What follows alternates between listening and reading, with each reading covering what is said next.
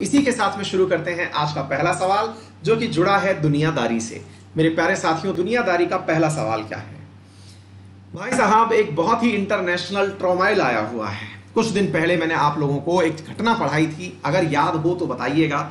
उसका नाम था अब्राहम अकॉर्ड। अगर याद हो तो यूएई और इजराइल के बीच में मेरे प्यारे साथियों अब्राहम अकॉर्ड हुआ है।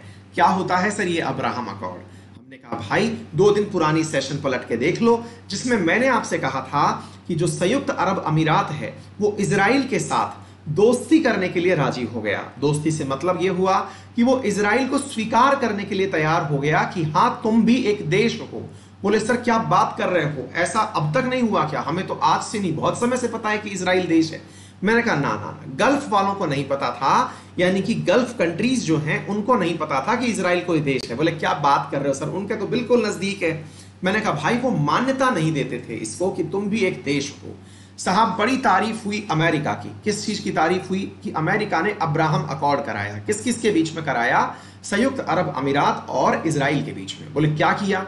बोले इनसे कहा, इजराइल ने कहा यूएई से कि चिंता मत करिए, जो फिलिस्तीन का हिस्सा जिसके ऊपर मैं अभी चढ़ाई करने वाला था, जिसका नाम वेस्ट बैंक है, जिसे मैं अनेक्स करने जा रहा था, आपसे समझौता होने के बाद में अब मैं उसके ऊपर चढ़ाई नहीं करूंगा, यानी उस पर अनेक्सेशन नहीं करूंगा। बोले अच्छी बात है। फिर इससे पूछा गया कि आप यूएई वालों आप क्या करोगे? बोले हम इजराइल को एज ए कंट्री मान्यता दे देंगे। मेरे प्यारे साथियों, मिडिल ईस्ट में अब तक इजराइल को एज ए कंट्री मान्यता देने वाला यूएई तीसरा देश बना है। इस तीसरे देश की जो कहानी है ये तो हमने आपको बता ही दी। अब सवाल बनता है कि इसके पीछे क्या था। अब यहां के जो पीछे था ना, उसकी वजह से साहब इजराइल में भी लोग भड़क गए हैं, अमेरिका में भी लोग भड़क गए हैं, क्योंकि यहां कुछ घटनाक्रम और ही निकल के आया। हमने आपको पूरी तरह से समझाया था, मैंने आपको पूरी स्टोरी बताई थी, अगर आपको याद हो तो मैंने आपको बताया था कि भाई किस प्रकार से अमेरिका ने यूएई और इजराइल के बीच में दोस्ती करवाई है ना। और इसके लिए मैंने आपसे कहा था कि भाई समझ के चलिए कि इसकी वजह से डोनाल्ड ट्रंप का पलड़ा बहुत भारी हो गया है। लेकिन किसे पता था कि अमेरिका ने गुपचुप तरीके से अपने द्वारा F-35 दिए जाने का वादा कर दिया। किसे वादा कर दिया? यूएई को वादा कर दिया। आपके हिसाब से ये केवल एक जहाज होगा, लड़ाकू जहाज होगा, लेकिन जब मैं आपको ये सारी बातें बताऊंगा कि ये क्या है इसकी मान्यता कितना महत्वपूर्ण है, ये तो आपको अपने आप क्लियर हो जाएगा। मेरे प्यारे साथियों, दुनिया का सर्वश्रेष्ठ लड़ाकू विमान अगर किसे कहा जाता है तो उसका नाम है F-35। मेरे प्यारे साथियों, दुनिया का सर्वश्रेष्ठ लड़ाकू विमान जिसे कहा जाता है उसका नाम है F-35। आप सामान्यतया सुनते हैं F-16 का व्यापार, जैसे अमेरिका का मैंने अभी बताया था कि ताइवान को उसने F-16 देने की बात की है, पाकिस्तान को F-16 दे रखा है, बहुत से देशों को F-16 दे रखा है, इवन यूएई को F-16 दे रखा है। F-16 तो वो सब जगह बेचता है, लेकिन F-35 जो कि 5th जनरेशन का यानी 5वीं पीढ़ी का लड़ाकू विमान जिसे कहा जाता है, मेरे प्यारे साथियों, ये अमेरिका ने अब तक केवल 3 देशों को दिया है। और वो 3 देश कौन कौन से हैं जो कि इसके एकदम सगे हैं? उनमें एक का नाम है इजराइल, एक का नाम है जापान और एक का नाम है साउथ कोरिया। इन देशों को मेरे प्यारे साथियों अमेरिका ने इसे विमान को दिया है। लेकिन इसके अलावा जो इसके नॉर्थ अटलांटिक ट्रीटी ऑर्गेनाइजेशन जिसे हम नाटो कहते हैं, उस नाटो के जो इसके दोस्त हैं उनसे भी कहा हुआ है कि अगर तुम्हें चाहिए तुम भी इस विमान को मुझसे मांग सकते हो, मैं दूंगा या नहीं ये मेरे ऊपर है। जैसे वर्तमान में पोलैंड की चर्चा चल रही है कि पोलैंड ने भी इससे मांगा है। एनीवे, वर्तमान में आपको यह समझना होगा कि इजराइल, जापान और साउथ कोरिया, देखिए जापान और साउथ कोरिया तो यही समझिए कि एक्सटेंडेड अमेरिका है, यानी कि सब कुछ ही अमेरिका जैसा ही यहां होता है। इजराइल के पास में ये बहुत लंबे समय से है F-35। अब क्या हुआ? अब एक ये बात भी आपके दिमाग में आनी चाहिए कि ऐसा इस लड़ाकू विमान में है क्या सर? भाई कोई चीज बहुत बेहतरीन है, इसके पीछे की कहानी भी होनी चाहिए ना, ऐसा इसको अच्छा क्यों कहा जाता है? मैंने कहा चलिए मैं बताता हूं आपको। अच्छा, आपको मालूम है मेरे प्यारे साथियों, विमानों के साथ सबसे बड़ी चोट क्या होती है? विमान को सबसे बड़ा नुकसान कब होता है? जब उसको पकड़ लिया जाता है कि ये जा रहा विमान, यानी उसकी लोकेशन ट्रेस हो जाए। लोकेशन ट्रेस होने का मतलब ये हुआ कि जो जा रहा है विमान उसका पता चल जाए यहां विमान जा रहा है, तो ऐसी स्थिति में दुश्मन देश का या सामने वाले जो प्रतिद्वंदी देश हैं उनके द्वारा अपना लड़ाकू विमान भेज करके दूसरे लड़ाकू विमान को नष्ट किया जा सकता है। यह बहुत सिंपल सा कार्य है जो आसानी से किया जा सकता है ना। दो देश हैं, दो देश आमने सामने आए, अपना लड़ाकू विमान इसने छोड़ा, उसने दूसरे का लड़ाकू विमान छोड़ा और प्रॉपर तरीके से मेरे प्यारे साथियों छोड़ दिया। हाँ भाई, आप में से कुछ लोग राफेल के बारे में पूछ रहे हैं। राफेल दुनिया के टॉप 5 में 5वें नंबर पर आता है। अच्छा है, लेकिन वो 3.5वीं जनरेशन का कहलाता है, 3 and 5th generation, 3.5th generation का कहलाता है, ठीक है ना। इसके बाद चाइना का आता है, शेंगडू नाम से है जिसने हाल ही में अपना 2018-19 में ही परीक्षण किया है F-35 के बाद में। इसके बाद अमेरिका का ही F-22 राप्टर आता है। इसके बाद सुखोई 57 आता है, ये रशिया का है। और उसके बाद आपका ये आता है जो अपन पढ़ रहे हैं, राफेल आता है। एनीवे, लेकिन इसके बाद भी बहुत सारी बातें इस बात पर निर्भर करती हैं। मैं आप पहले इस बात को समझिए कि विमान अच्छा होने का मतलब क्या होता है, पहले इसको समझिए। देखिए क्या होता है मेरे प्यारे साथियों, यदि कोई विमान किसी दुश्मन देश की टेरिटरी में गया तो दुश्मन देश की टेरिटरी में उसके बारे में पता चल जाए कि विमान आया है। पता कैसे चलता है? तो मेरे प्यारे साथियों, एक तकनीक होती है जिसे आप कहते हैं रडार। क्या कहते हैं? रडार के नाम से जिसे आप जानते हैं। अब ये रडार क्या होता है? मैंने कहा मेरे प्यारे साथियों, असल में ये रेडियो डिटेक्शन एंड रेंजिंग होती है। मतलब क्या होता है? रडार असल में एक छतरी जैसी चीज होती है। जैसे अपन देखते हैं ना, अपने पहले बचपन में हुआ करता था घरों में, आज भी आपके डिश एंटीना लग रहा होगा। जिस डिश एंटीना जैसे कि टाटा स्काई लग गया या फिर कोई भी आपके एयरटेल या कोई भी डिश टीवी वगैरह कुछ भी लग रहा होगा, उनमें एक छतरी जैसी चीज होती है ना। वो छतरी रडार में भी होती है। वो रडार क्या करता है मेरे प्यारे साथियों? अपने में से रेडियो वेव्स को उत्सर्जित करता है। रडार अपने में से क्या करता है? रेडियो वेव्स को उत्सर्जित करता है। चूंकि रेडियो वेव्स की वेवलेंथ ज्यादा होती है तो ये अंतरिक्ष में पूरे टाइम चली जाती रहती हैं।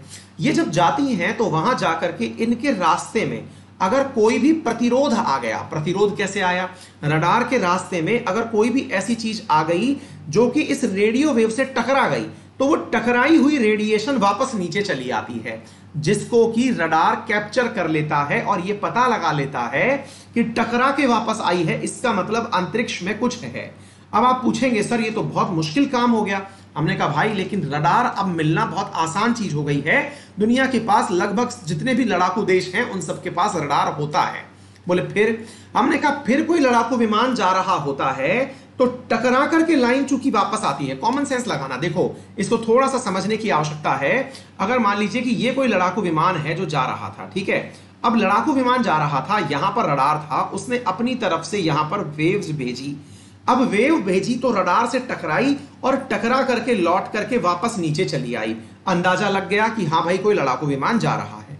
जरा सोच के देखो, एक विमान ऐसा हो जिसके पास रेडियो वेव जाए तो सही लेकिन लौट के ना आए। दोबारा सुनिए क्या बोल रहा हूं। एक लड़ाकू विमान ऐसा हो जिसके पास रेडियो वेव जाए तो सही लेकिन लौटकर वापस ना आए। क्या यह संभव है? जी हां, यह संभव है। कैसे संभव है? दो तरीके हैं। या तो विमान में ही ऐसा मटेरियल लगाया जाए जो कि इन रेडियो वेव्स को अपने अंदर एब्जॉर्ब कर ले, क्योंकि लौट के आएगा तो पता चल जाएगा। अपने अंदर एब्जॉर्ब कर ले, इस तकनीक को कहा जाता है स्टेल्थ तकनीक। याद कर लीजिएगा, अत्यंत महत्वपूर्ण है। इस तकनीक को क्या कहा जाता है? स्टेल्थ तकनीक कहा जाता है, जिसके माध्यम से जो रेडियो वेव्स इन तक भेजी जाती हैं उन्हें अवशोषित कर लिया जाता है। फिर आप पूछेंगे ऐसा किस विमान में है? मेरे प्यारे साथियों, ये करेक्टर है आपके F-35 में। किसमें है? F-35 में। यानी कि ये दुश्मन को पता ही नहीं चलता कि आया था। ध्यान से सुनिएगा, दुश्मन को पता ही नहीं चलता कि ये आया था। एक और इसके अंदर फीचर है, और वो क्या है? ये इतना तो करता ही है, इसके अलावा मतलब ये वेव्स को तो अवशोषित कर ही लेता है। अपने अंदर ऐसी टेक्निक भी है कि जहां से ये उड़ रहा होता है वहां पर मेरे प्यारे साथियों जितने भी रडार लगे हुए हैं उन्हें जाम कर देता है। यानी रडार के अंदर से निकलने वाली जो रेडियो वेव्स हैं उन्हें निकलता हुआ रोक देता है। इतनी तकनीक है इसके अंदर। अब आप सोच के देखिए, जब किसी को यह पता ही नहीं चला कि लड़ाकू विमान आया था और आवाज की स्पीड से 1.5 गुना चलता है, ऐसी स्थिति में दुश्मन क्या बिगाड़ लेगा इसका? यानी जिसके ऊपर ये जाएगा उसके ऊपर से हमला करता हुआ निकल जाएगा। अब आपको यह समझ में आना चाहिए कि अमेरिका ने इसको बेचने का जो अधिकार है वो एकदम रिजर्व किया हुआ है कि हम अपने जो एकदम यानी अमेरिका की ही आधी कटी रोटी खाते हो ऐसे देशों को ये विमान बेचेंगे। इतनी बात समझ में आ गई। ऐसी चीजें किस किस को बेची गई? Israel, Japan, south Korea. अब न्यूज पढ़िए, अब आपको ये न्यूज समझ में आएगी न्यूज क्या है। मेरे प्यारे साथियों, न्यूज ये है कि अमेरिका ने अपनी तरफ से यूएई को यानी संयुक्त अरब अमीरात को कहा है कि आपको भी हम F-35 देंगे। अब आप पूछेंगे कि सर ये तो कुछ ऐसा लग रहा है कि अमेरिका ने इनाम बांटे हैं। किस चीज के इनाम बांटे हैं? अमेरिका ने इनाम बांटा है यूएई से। यूएई को इनाम दिया है किस बात का? इजराइल से समझौता करने का, क्योंकि इजराइल से यूएई समझौता नहीं कर रहा था। ऐसी स्थिति में डोनाल्ड ट्रंप को चुनाव लड़ने में मुसीबतों का सामना करना पड़ रहा था। देखिए, असली ताकत है आप लोगों के बीच में जो चुनाव में उतरते हैं, मतलब जो वोट देते हैं। आपको वोट में लुभाने के लिए राजनेता क्या क्या कुछ करते हैं वो देखते चलिए। अमेरिका में क्या चल रहा है वो देख लीजिए। इससे अगले सवाल में रशिया का चलेगा। इससे पहले वाला एक सवाल मैंने हटा दिया, मैंने दा हिंदू में पढ़ाया था कल, माली वाला, क्योंकि आप लोगों के लिए इतना इंपॉर्टेंट नहीं है। वहां पर भी सारा ही काम चुनाव का हो रहा है। अमेरिका में देख लो, जहां देखो वहां, हिंदुस्तान में देख लो, जो काम हो रहे हैं सब चुनावों को ध्यान में रख करके, क्योंकि सब लोग सत्ता में रहना चाहते हैं। सत्ता में रहने के लिए क्या कुछ करना पड़ रहा है, अब ध्यान से देखिए। अब क्या होता है मेरे प्यारे साथियों कि अमेरिका ने यूएई को प्रॉमिस कर दिया कि हम आपको क्या दे देंगे? F-35 दे देंगे। अब आप न्यूयॉर्क टाइम्स की न्यूज देखिए। Trump administration pushes arm sale to UAE despite Israel worries. इसका मतलब क्या निकला? क्या इजराइल चाहेगा क्या कि अमेरिका यूएई को F-35 बेचे? अब आपके दिमाग में एक जेन्युइन सवाल आना चाहिए कि क्या सर इजराइल जो है वो चाहेगा कि अमेरिका इजराइल को, मतलब क्या अमेरिका वो इजराइल चाहेगा कि अमेरिका जो है वो यूएई को हथियार बेचे? फिर आप कहेंगे सर इजराइल अलग देश है, अमेरिका अलग देश है। देखिए भाई, बात ऐसी है, वर्ष 1973 के अंदर एक बार लड़ाई हुई थी। किस किस के बीच में? इजराइल और अरब देशों के बीच में। इजराइल और अरब देशों के बीच में जब लड़ाई हुई थी, जिसके अंदर ये सब थे, इन सब के साथ में, मतलब ये सब गल्फ कंट्रीज जितनी भी हैं, ये अधिकांश एक तरफ ही थी। इनके बीच में जब लड़ाई हुई थी तब ये अमेरिका ने इजराइल से वादा किया था कि अगर मैंने आपके क्षेत्र में कोई हथियार बेचा, यानी कि मिडिल ईस्ट कंट्रीज में मैंने अगर कोई हथियार बेचा, तो वो हथियार आपको दिए गए हथियार से सुपीरियर नहीं होगा। दोबारा सुनिएगा, यूएस और इजराइल ने एक दूसरे के साथ में क्या डील की हुई थी कि यदि मैंने मिडिल ईस्ट में कोई भी हथियार बेचा, मिडिल ईस्ट में चाहे सऊदी अरब हो, चाहे यूएई हो, कोई भी मेरा क्लोज अलाई, कतर हो, कुवैत हो, कोई भी हो, मैं उनको आपसे बढ़ता हुआ कोई हथियार नहीं दूंगा। ये प्रॉमिस इन्होंने 1973 में इससे किया हुआ था। अब आप बताइए मेरे प्यारे साथियों, यदि इजराइल के पास भी F-35 है, जिससे कि पूरा गल्फ कंट्री डरते हैं, उस जगह पर मेरे प्यारे साथियों यदि यूएई के पास भी यह हथियार चला गया तो गल्फ में शांति आएगी या अशांति आएगी? अब आप पूछेंगे शांति आएगी कैसे? क्योंकि जनाब यहां पर यूएई भी उतना ही पावरफुल हो जाएगा ताकत के हिसाब से जितना इजराइल है। यानी कि अब यूएई के पास भी वो ताकत होगी कि वो इजराइल पर हमला कर सके। ये एक बहुत ही खतरनाक मूव है जो लिया गया। लेकिन अब आप पूछना चाहेंगे सर ये हो कैसे गया? ये गुप्त तरीके से हुआ तो इजराइल में इसका विरोध हो रहा है क्या? भाई साहब, गजर विरोध हो रहा है। इजराइल के न्यूज़पेपरों में बेंजामिन नेतन्याहू की थू-थू हो रही है। बेंजामिन नेतन्याहू तो ये बोलने पर उतर आए हैं कि ये फेक न्यूज है, ऐसा कुछ होने वाला ही नहीं है। यानी इजराइल की हालत खराब हो गई है। अब आप पूछेंगे सर आप तो बड़ा बड़ा चढ़ा के कह रहे थे कि इजराइल को चाहने वाले लोग अमेरिका में बहुत रहते हैं, यानी कि यूएई के जो इजरायली हैं, यहूदी जो हैं, वो तो अमेरिका में बहुत रहते हैं। अब क्या हुआ उन अमेरिकियों का? भाई उन अमेरिकियों ने भी अब ये कहा है, सीनेटर्स ने, कांग्रेसमैन ने ये कहा है कि हम अमेरिका को इस काम को करने नहीं देंगे, यानी कि हम इस काम को अंत तक रोकने का प्रयास करेंगे, अर्थात हम यूएई को ये हथियार नहीं बेचने देंगे। फिर आप पूछेंगे फिर डोनाल्ड ट्रंप ने ये कर कैसे दिया कारनामा, मतलब उसने कब ये बात कर ली? हाँ, तो भाई साहब डोनाल्ड ट्रंप का काम किया डोनाल्ड ट्रंप के दामाद, और उनका नाम है कुशनेर। मेरे प्यारे साथियों, असल में इजराइल और यूएई के मध्य में दोस्ती कराने वाला कौन था? तो डोनाल्ड ट्रंप के दामाद थे, जो कि इवांका ट्रंप के हस्बैंड हैं। ये इनकी बेटी है डोनाल्ड ट्रंप की, जिनका नाम इवांका ट्रंप है, और ये है कुशनेर। मेरे प्यारे साथियों, कुशनेर जो है वो कहां आए थे, वही आए हुए थे यूएई इन दोनों के बीच में दोस्ती कराने के लिए। किस किस के बीच में, अमेरिकी क्या बोलते हैं, यूएई और इजराइल के बीच में। तो वो भाषण देके चले गए, मतलब यूएई वालों को कह के चले गए चिंता मत करिए, आपको जो क्या चाहिए हमसे बताओ, वो बताओ। बोले हमको F-35 चाहिए, बोले मिल जाएगा।